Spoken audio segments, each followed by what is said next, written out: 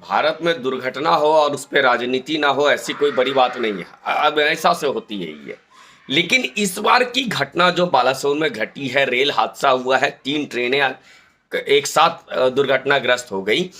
इसके बाद एक बहुत बड़ा मैसेज ये आ रहा है कि कोई साजिश तो नहीं है, क्योंकि ट्रैक बत्ती ग्रीन थी, ट्रैक सही था, उसके बाद भी ऐसा क्यों हो रहा है।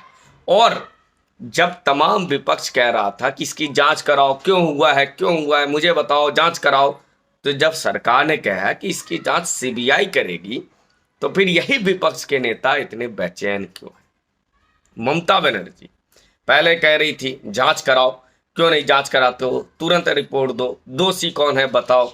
और सीबीआई जांच की बात जैसे सामने आई, अब कह रहे सीबीआई जांच की आवश्यकता नहीं है।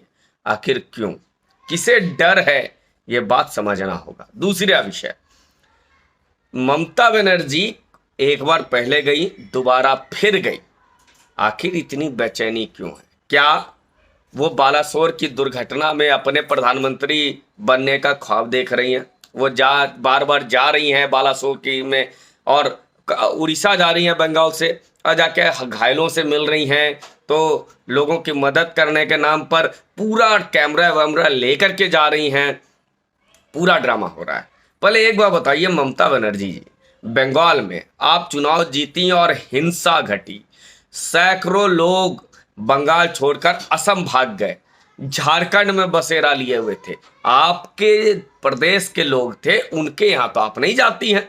आपने एक बार नहीं कहा कि बंगाली क्यों असम में भाग के बसे हो, इसलिए क्योंकि उन लोगों का कसूर इतना ही था कि वो भाजपा को वोट कर रही थी, इसलिए आपने वहाँ बंगाल में उसको अपने कार्यकर्ताओं से पिटवाया भी और उनको बंगाल से बाहर भी भगा दिया। आप उसके घर तो नहीं जाती हैं। आप बंगाल में इतने ज़्यादा हत्याएं हो रही है, किसके घर आप जाती हैं? इतना एक्सीडेंट हो जाता है, किसके घर आप जाती हैं? तो सिर्फ को राजनीति करना है, इसलिए आप बार बार बालासोर जा रही हैं। आपको अगर इतनी ही चिंता थी कि वहाँ आदमी की, तो फिर बंगाल में जो लोग बंगाली मरे थे उनकी चिंता भी कर लेती। और उड़ीसा में आपने अभी तक जाकर के क्या क्या आपने मदद पहुंचाई, आपने कौन सा ऐलान कर दिया लोगों का। तो ये बात देश की जनता, अब देश समझता है कि आप कौन सी राजनीति कर रही हैं।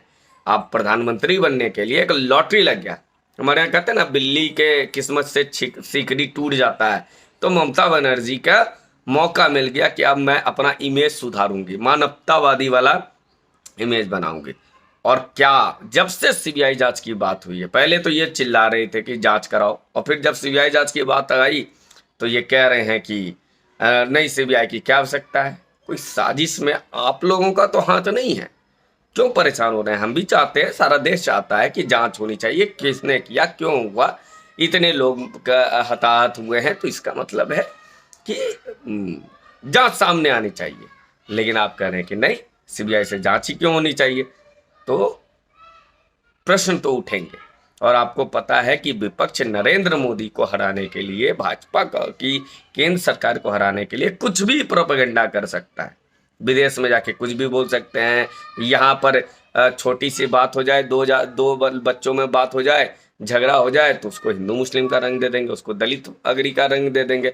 ये चल रहा है एक षड्यंत्र। तो क्या हम क्यों ना माने कि यह भी एक षड्यंत्र का हिस्सा है।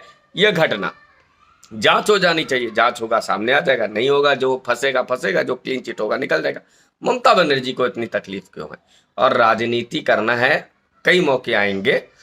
दुर्घटनाओं के भरोसे राजनीति करने वाले लोग कभी भी भारत में सक्सेस नहीं करते हैं, ये याद रखिए ममता बनर्जी जी।